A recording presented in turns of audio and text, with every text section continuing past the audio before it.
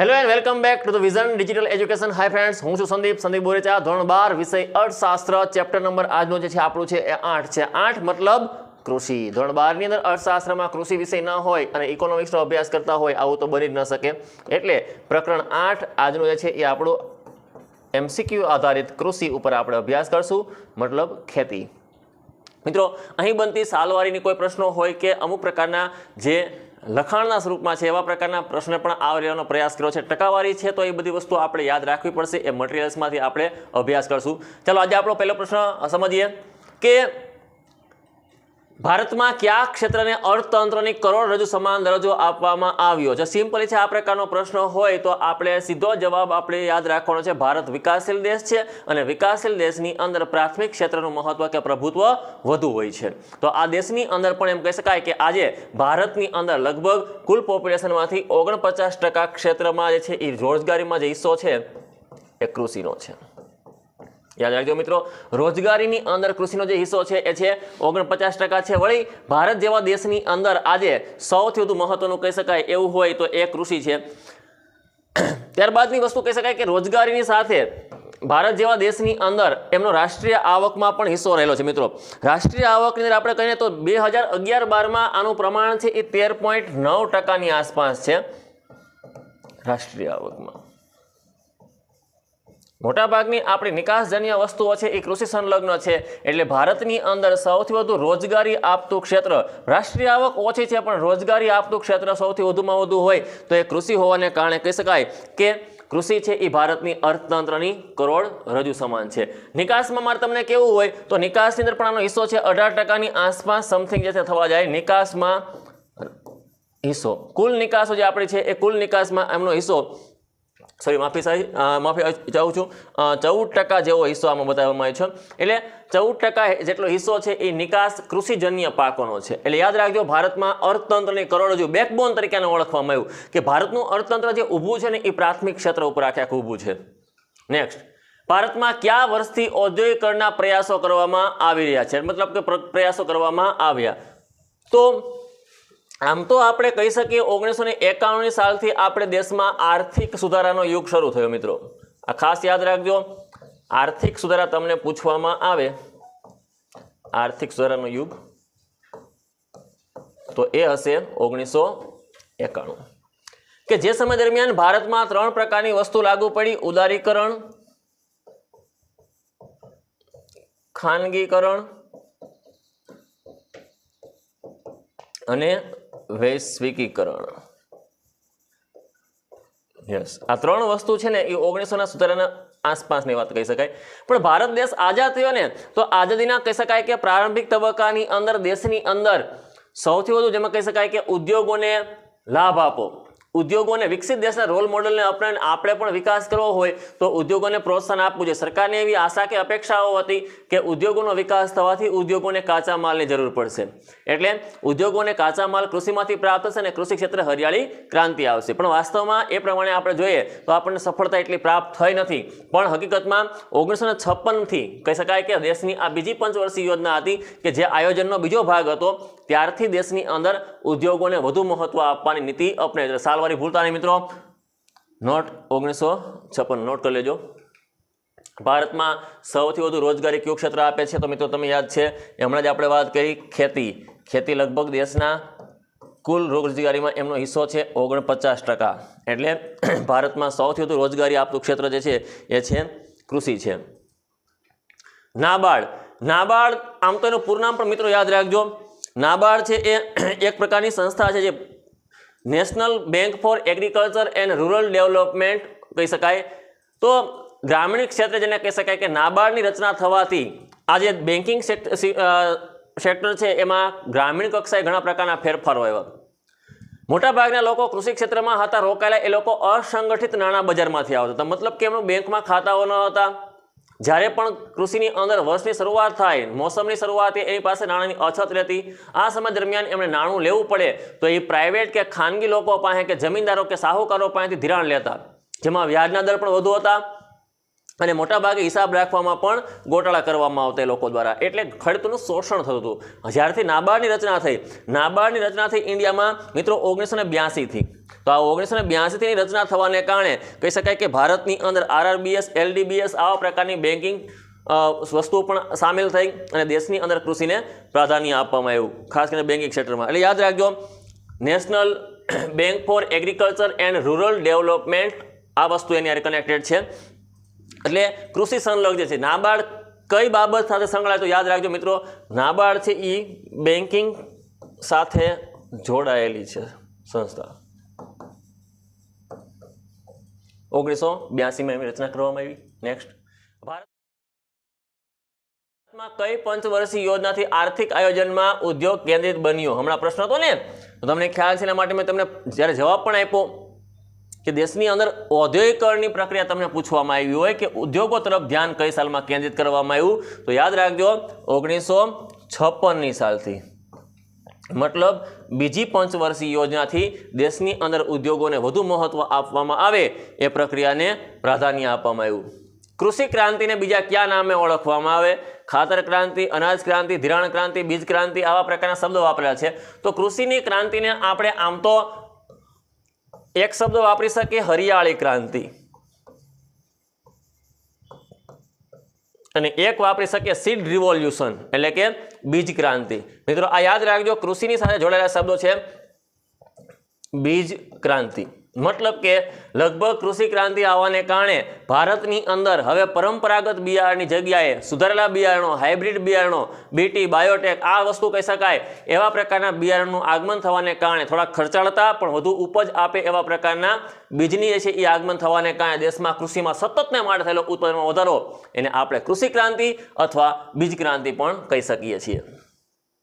ઊંચી ઉત્પાદકતા આપતી જાતનો કાર્યક્રમ બીજા કયા નામથી ઓળખાય? તો સિમ્પલ યાદ રાખજો કે કૃષિ સંલગ્ન છે તો ખેતીની અંદર ઊંચી ઉત્પાદકતા આપતી જાતો, તો આપણે જે જોઈએ કે એના માટે શબ્દો આપ્યો આપણે બીજ ક્રાંતિ, સીડ રિવોલ્યુશન, હરિયાળી ક્રાંતિ તરીકે પણ ઓળખી શકાય, કારણ કે કૃષિ સાથે કનેક્ટેડ હોવાને કારણે અહીંયા હરિયાળી ક્રાંતિ યાદ રાખશું, કારણ કે ખેતીની અંદર છે એ આને અલગ અલગ નામથી ઓળખવામાં આવ્યો. અહીંયા ઊંચી ઉત્પાદકતા આપતી જાતોનો કાર્યક્રમ high yielding varieties programme HYVP તરીકે પણ ટૂંકમાં આપણે ઓળખી શકીએ. હાઈ યીલ્ડિંગ વેરાઇટીઝ પ્રોગ્રામ મતલબ કે ઊંચી ઉત્પાદકતા આપતી જાતોનો કાર્યક્રમ HYVP આની સંલગ્ન છે. નેક્સ્ટ, વર્ષ 2015-16માં ભારતમાં પ્રતિ હેક્ટર કેટલા કિલોગ્રામ જંતુનાશક દવાનો ઉપયોગ થયો હતો? આ 2015-16નો આંકડો છે. આપણું પાઠ્યપુસ્તક ધોરણ 12નું જે છે એ 15-16ની આસપાસ કે આમ કહી શકાય કે પછી કોર્સ અસ્તિત્વમાં આવી ગયો, એટલે જ્યાં સુધી આપણને આંકડાઓ જોવા મળે છે એ છેલ્લા આંકડાઓ 2015-16 સુધીના છે. તો ભારત દેશની અંદર કેટલા કિલોગ્રામ અનાજ પ્રતિ હેક્ટર કે 5 વીઘાની આસપાસની જમીનમાં નાખવામાં, છંટકાવ કરવામાં આવે? દવાનો છંટકાવના અભાવને કારણે મોટાભાગનો પાક આપણો નિષ્ફળ જાય છે એવું પણ કહી શકાય. તો 0.5 કિલોગ્રામ છે એ આપણે પ્રતિ હેક્ટર વાપરીએ છીએ, મતલબ અડધો કિલો થઈ. આટલી દવાથી પણ એમ કહી શકાય કે કૃષિની અંદર વધુ પ્રમાણમાં ઉત્પાદન ન પ્રાપ્ત થઈ શકવાનું એક કારણ દેશમાં જંતુનાશક દવાઓનો ઓછો ઉપયોગ પણ જવાબદાર છે. નીચેનામાંથી કયો રોકડિયો પાક છે? રોકડિયા પાક, આમ તો અનાજ અને અનાજેતર બે પ્રકારના પાક હોય, એમાંથી કહી શકાય કે ધાન્ય પાકની સિવાયના પાક છે રોકડિયા પાક હોઈ શકે. તો તમે જોશો તો આ ત્રણેય પાક છે એ યાદ રાખજો ધાન્ય પાક છે. આ જે પાક છે એ રોકડિયા પાક તરીકે ઓળખી શકાય. રોકડિયા પાકમાં કપાસ, શણ, શેરડી, તમાકુ, રબર અને તેલીબિયા એનો પણ સમાવેશ કરવામાં આવે. યાદ રાખજો, અહીં તેલીબિયા પણ લખી નાખું. તેલીબિયા છે ને મિત્રો, એ તેલીબિયા પણ રોકડિયા પાકનો જ એક ભાગ છે. કપાસ, શણ, શેરડી, તમાકુ, મગફળી, તલ, સરસવ, સોયાબીન, એરંડા આ એવા પ્રકારના પાક કહી શકાય કે જેને આપણે રોકડિયા કે અનાજેતર પાકમાં પણ આપણે એનો ઉલ્લેખ કરી શકીએ છીએ. મિત્રો ત્યારબાદ આપણે આગળ વધશું. બીજી પંચવર્ષીય યોજના ક્યારે સ્ટાર્ટ થઈ? ફરી પાછો આ પ્રશ્ન આપણી સામે રિપીટ થાય છે, યાદ રાખજો 1956. નેક્સ્ટ, હરિયાળી ક્રાંતિના વિસ્તાર માટે કઈ સંસ્થા કામ કરે છે અથવા તો કઈ સંસ્થા પાયાનું કામ કરે છે? તો અહીંયા આપણે શીખી જતા national agriculture bank of and rural development મતલબ કે નાબાર્ડ ગ્રામીણ કક્ષાએ વિકાસની કામ કરતી બેન્કિંગ સંસ્થા છે. બેન્કિંગ, ICAR કૃષિ સંશોધન માટે છે, આ યાદ રાખજો મિત્રો. હ્યુમન રિસર્ચ ડેવલપમેન્ટ માનવ સંસાધન યારે સંકળાયેલ છે.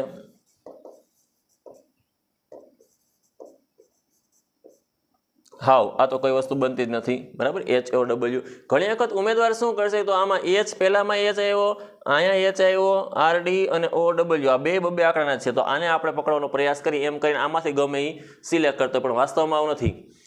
Indian council of agriculture and research યાદ રાખજો મિત્રો. ભારતીય કૃષિ સંશોધન પરિષદ કહેવાય એને ગુજરાતીમાં, અથવા Indian council of agriculture and research, ICAR યાદ રાખજો મિત્રો. Indian council of agriculture and research તરીકે પણ આપણે એમને ઓળખી શકીએ છીએ. અહીં સોરી આ શબ્દ એન્ડ કાઢી નાખશું આપણે, એન્ડ નહીં આવે. એગ્રીકલ્ચર રિસર્ચ તરીકે આપણે ઓળખીશું Indian council of agriculture research. જો આ પ્રકારના ટૂંકા નામ પૂછી શકાય. હવે તમે ધોરણ 10માં અભ્યાસ કરતા હોય ને તો ભારતીય કૃષિ સંશોધન પરિષદે દેશની અંદર કૃષિના કુલ 8 પ્રકાર પાડેલા હતા. જમીનના પ્રકાર જમીનના 8 પ્રકાર: કાળી જમીન, કાપરી જમીન, રાતી જમીન, રણ પ્રકારની જમીન, પડખાવ જમીન, પહાડી જમીન, દલદલીય જમીન અને જંગલ પ્રકારની જમીન, આવા ટોટલી 8 પ્રકાર આપ્યા હતા. એ ઇન્ડિયામાં જમીનના પ્રકાર આપનારી સંસ્થા પણ ICAR છે, અને ઘરિયાળી ક્રાંતિને વ્યાપ વધારવા માટેનું કામ કરતી સંસ્થા પણ ICAR છે. નેક્સ્ટ મિત્રો, જંતુનાશક દવાઓનો સૌથી વધુ ઉપયોગ કરતો દેશ કયો છે? તો જંતુનાશક દવાઓનો ઉપયોગ કરતો દેશ એક જ માત્ર છે આમાંથી, એ છે ભારત. લગભગ પ્રતિ હેક્ટર છે ને એ દેશ 12 કિલોગ્રામ દવાનો ઉપયોગ કરે છે.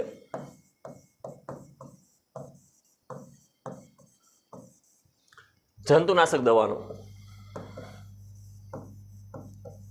આ ખાસ યાદ રાખજો. જાપાન જેવા દેશમાં જંતુનાશક દવાનો સૌથી વધુ ઉપયોગ કરી અને વધુમાં વધુ ઉત્પાદન મેળવવામાં આવે છે. એટલે સૌથી વધુ પૂછવામાં આવે તો યાદ રાખજો જંતુનાશક દવામાં છે જાપાન. હરિયાળી ક્રાંતિના ઘટકોનો ઉપયોગ ક્યારથી શરૂ કરવામાં આવ્યો? 2001, 1950, 1955, 1966. આમ તો કહી શકાય કે હરિયાળી ક્રાંતિનું આગમન દેશની અંદર 1960-61ના દશકથી શરૂઆત થઈ ગઈ હતી. મતલબ દશક પૂછે તો 60-61ના દશકમાં શ્રી MS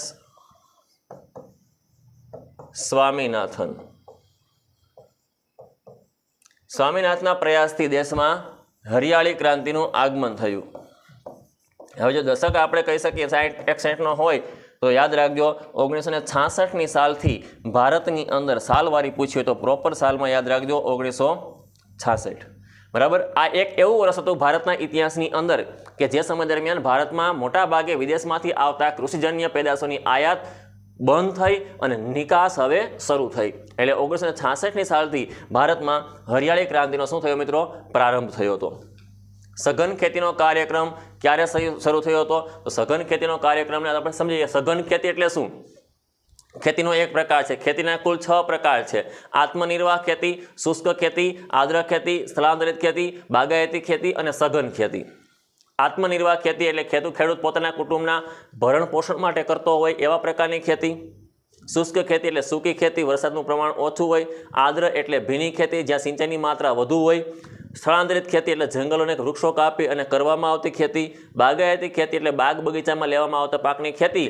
અને 1961માં આવેલી સઘન ખેતી એટલે કે જેની અંદર ખેડૂત જંતુનાશક દવા, રાસાયણિક ખાતર, સુધારેલા બિયારણો, યંત્ર સામગ્રી, ઓજારો વગેરેનો ઉપયોગ કરી વર્ષમાં એક કરતાં વધુ પાક લેતો હોય એવા પ્રકારની ખેતીને સઘન ખેતી કહેવાય. સઘન ખેતીનું બીજું નામ છે વ્યાપારી ખેતી. વ્યાપારી ખેતી એટલા માટે મિત્રો આને કહેવામાં આવી કેમ કે આની અંદર વધુ પડતા રોકડિયા પાકોને પ્રાધાન્ય આપવામાં આવે છે, વાવેતર કરવામાં આવે છે.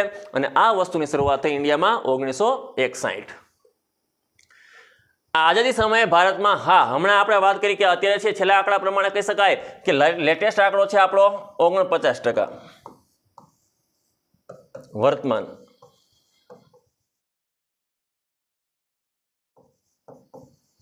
વર્તમાન રોજગારી હિસ્સો છે કૃષિનો કેટલો છે 49%। તો દેશ આઝાદ થયો ને ત્યારે આઝાદી કાળ દરમિયાન દેશમાં આમાંથી કેટલા ટકા લોકો એવા હતા જે કૃષિ પ્રવૃત્તિ સાથે જોડાયેલા હતા? તો મિત્રો અહીંયા જે છે 72%, 70%, 35% અને 50% છે। તો સૌથી વધુ પ્રમાણ, વ્યાપક પ્રમાણ 72% છે એ દેશની અંદર કૃષિમાં જે લોકો રોકાયેલા હતા એમનું હતું, એ હતું 72%। વર્તમાન યાદ રાખજો 49%। સુધરેલા બિયારણ કયા પ્રકારનો સુધારો ગણાય? સંસ્થાકીય, ઔદ્યોગિક, ટેકનોલોજીકલી કે કૃષિક? તો આ પ્રકારની વસ્તુ છે તો યાદ રાખજો, બિયારણની જાતને સુધારવી, હાઇબ્રિડ બિયારણ કે બીટી બિયારણનું નિર્માણ કરવું એ સંસ્થાકીય નથી। સંસ્થાકીય તો જમીનદારી પ્રથાનો અંત આવે, જમીન સુધારણાના કાર્યક્રમ આવે, કૃષિ ધિરાણ આવે, આ ઉપરાંત કહી શકાય કે કૃષિ વેચાણ વ્યવસ્થા આવી શકે, સહકારી ધોરણે શીતગૃહ આવી શકે, પાક વીમા યોજના આવી શકે અને બજાર આવી શકે। મોટાભાગના જે છે આમાંથી કહી શકાય કે ઔદ્યોગિક ઉદ્યોગોની સાથે સંલગ્ન નથી આ વસ્તુ। ટેકનોલોજીકલ જેને કહી શકાય એ ટેકનોલોજીકલી સુધારો કહી શકાય સુધારેલા બિયારણનો। નેક્સ્ટ, કૃષિ પાકના મુખ્ય સ્વરૂપ કેટલા હતા? 2, 3, 8 કે 5? ચાલો અહીંયા પ્રશ્ન આપણી સામે આવે છે, કૃષિના મુખ્ય સ્વરૂપ કેટલા છે? તો કૃષિના મુખ્ય સ્વરૂપ કેટલા છે મિત્રો? 2 છે। ક્યાં ક્યાં? તો કે એક છે એ અનાજ અને બીજું આવે અનાજેતર।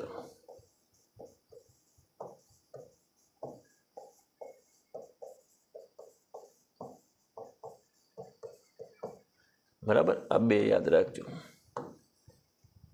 3, 8 અને 5 ને એવું આપવામાં આવે તો એ વસ્તુ એની સાથે સંલગ્ન નહીં થાય, ખાસ યાદ રાખીશું આપણે। પાકની ફેરબદલીના આર્થિક પરિબળો કેટલા હોય છે? પાકની ફેરબદલીના આર્થિક પરિબળો કેટલા હોઈ શકે? કે પાક ફેરવવામાં આવે, ખેડૂત દ્વારા એકનો એક પાક લેવામાં આવે, પછીના તબક્કામાં બીજો પાક લેવો, આને આપણે સામાન્ય ભાષામાં કહીએ છીએ પાકની ફેરબદલી। પણ વાસ્તવમાં પાકની ફેરબદલી છે ને મિત્રો, એની પાછળના રીઝન છે, આર્થિક રીઝન કેટલા હોય? 5 હોય। પેલું આ રીઝન કયા પ્રકારનું હોય? તો યાદ રાખજો મિત્રો કે કોઈ પણ વ્યક્તિ કિંમત અને આવકને મહત્તમ બનાવવા માટે ઉપયોગ કરતો હોય। બીજું કહી શકાય ખેતીજન્ય સાધનોની ઉપલબ્ધતા હોય, ખેતરનું કદ હોય, વીમા રક્ષણ હોય અને ખેતરના માલિક પાસેથી મળેલી મુદત હોય, મતલબ કે કેટલા ટાઈમ માટે જમીન વાવવા માટે મળી છે, વીમો કેમાં કેટલો પ્રાપ્ત થઈ શકે એમ છે, ખેતીજન્ય સાધનોની ઉપલબ્ધતા કેટલી છે, ખેતરનું કદ કેટલું છે, ને પેલું કહી શકાય એ કહી શકાય કે ખેડૂત હંમેશા પાકને એટલા માટે વાવેતરમાં ફેરવતો હોય કે આ વર્ષે ડાંગરનો પાક લીધો હોય તો આવતા વર્ષે બીજો મગફળીનો પાક લેવો કે બીજા કોઈ પાક લેવા, મકાઈનો પાક લેવો। મધ્યપ્રદેશમાં ખાસ બધું આપ થાય, ડાંગરના પાક પછી મકાઈનો પાક ને આવા પ્રકારના પાક લેવામાં આવે।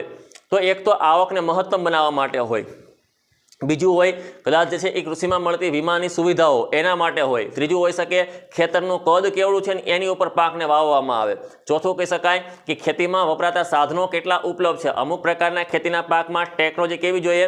વધારે, અને બીજું કહી શકાય કે મુદત। એટલે 5 વસ્તુ યાદ રાખજો મિત્રો, એક છે આવક વધુ બનાવવા,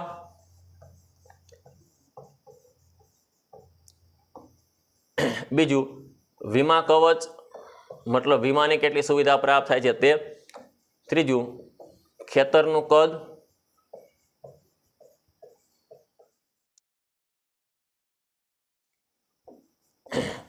વીમા કવચ, ખેતરનું કદ અને ખેતીજન્ય સાધનો, કૃષિ સંલગ્ન સાધનો, ટૂંકમાં સાધનોની ઉપલબ્ધતા। અને છઠ્ઠું છે, સોરી 5મું છે એ છે મુદત। મુદત મતલબ શું? તો કે મિત્રો ખેડૂતના આપણે ઘણા આજના સમય દરમિયાન કૃષિ હારે જોડાય છે પણ વાવવા રાખવા આવો શબ્દ વાપરીએ છીએ, અથવા ગણોતમાં આવી શકે કે સાથમાં આવે તો આ લોકો માલિક પાસેથી જમીનની મળતી મુદત, આ 5 બાબત છે, 5 બાબત આની સાથે સંલગ્ન છે। એટલે આવકને વધુ બનાવવા માટે, વીમાની સુવિધાઓ માટે, ખેતરનું કદ, ખેતીમાં મળતા સાધનોની ઉપલબ્ધતા અને છઠ્ઠું કહી શકાય કે વાવવા માટે મળેલા સમયને આધીન હોય। નેક્સ્ટ મિત્રો આગળ વધીએ, ખેતીની આવકને કયા ક્ષેત્રની આવક કહેવાય? સેવા, પ્રાથમિક, મધ્ય કે ઉદ્યોગ? તો કૃષિની અંદર મળતી આવકોમાં સમાવેશ થાય સેવા ક્ષેત્રનો, પ્રાથમિક ક્ષેત્રનો, મધ્યમ ક્ષેત્રનો કે ઉદ્યોગ ક્ષેત્રનો? તો મિત્રો યાદ રાખજો, આ છે એ છે દ્વિતીય ક્ષેત્ર છે, આ છે એ છે તૃતીય ક્ષેત્ર છે અને આ છે એ પ્રથમ છે। તો ભારતમાં મોટા ભાગે જે કૃષિ કરવામાં આવે એ પ્રાથમિક ક્ષેત્રની અંદર કરવામાં આવે અહીંયા સેવા તો શિક્ષણ મોટા ભાગે આંતરમાળખાકીય સુવિધાનો સમાવેશ થાય, ઉદ્યોગમાં તો કે ટાચણીથી માંડીને મોટા મોટા કદાવર યંત્રો જે કોઈ કારખાનામાં બને એનો સમાવેશ થાય, અને પ્રાથમિકમાં ખેતી આવે, ખેતી અને પશુપાલન, ડેરી ઉદ્યોગ, મત્સ્ય ઉદ્યોગ, વન સંવર્ધન, મરઘા બતકા ઉછેર, ખનિજ ખાણનું ખોદકામ, આ બધી શું છે આપણું પ્રાથમિક ક્ષેત્ર છે. કૃષિ વેચાણ વ્યવસ્થા માટે લીધેલા પગલામાંથી આવો લાંબો પ્રશ્ન હોઈ શકે ઘણી વખત આપણી સામે, તો કયું પગલું અયોગ્ય જણાય? હવે જોવો તો તમે બધા પગલાં એક સરખા લાગે છે કે ભાઈ આ તો બધા બરાબર જ છે.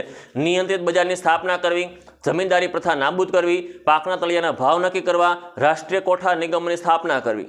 તો હકીકતમાં તો બધું સંલગ્ન જ છે આની હારે, પણ યાદ રાખજો, શબ્દ વાંચો, વેચાણ વ્યવસ્થા છે.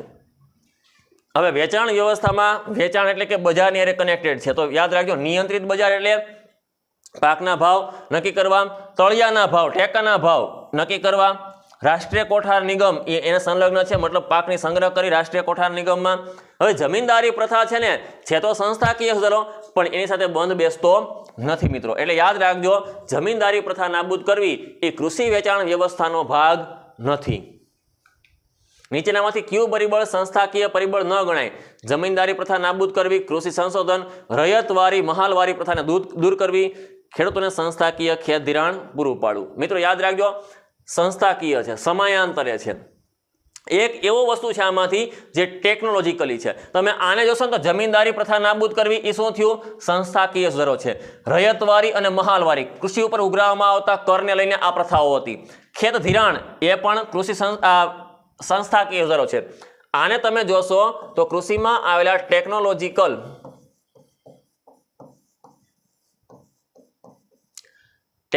સુધારણાનો આ ભાગ છે કૃષિ સંશોધન. એટલે યાદ રાખજો, આ વસ્તુ આને સંલગ્ન નહીં હોય. હવે આને અનુરૂપ બીજા પ્રકારના પણ પ્રશ્નો બની શકે કે નીચેનામાંથી કયો સંસ્થાકીય સુધારો છે? ટેકનિકલ સુધારાના 3 નામ આપ્યા હોય ને ચોથું એકાદું એવું નામ આપ્યું, એટલે આપણે મુદ્દાઓને પણ વાંચવા પડશે આ પ્રકરણમાં, કારણ કે આમાંથી પણ પ્રશ્નો આપણને પૂછાઈ શકે.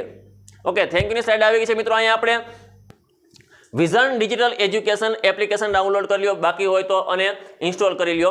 સાથે અમારા નંબર છે 9993 3493. આ નંબર ઉપર કોઈ પણ સમસ્યા હોય, મૂંઝવતા પ્રશ્નો હોય, અહીંયા આપનું સમાધાન અમે કરી આપશું. આજનો આપણે લેક્ચર સમાપ્ત કરીએ છીએ. ધન્યવાદ.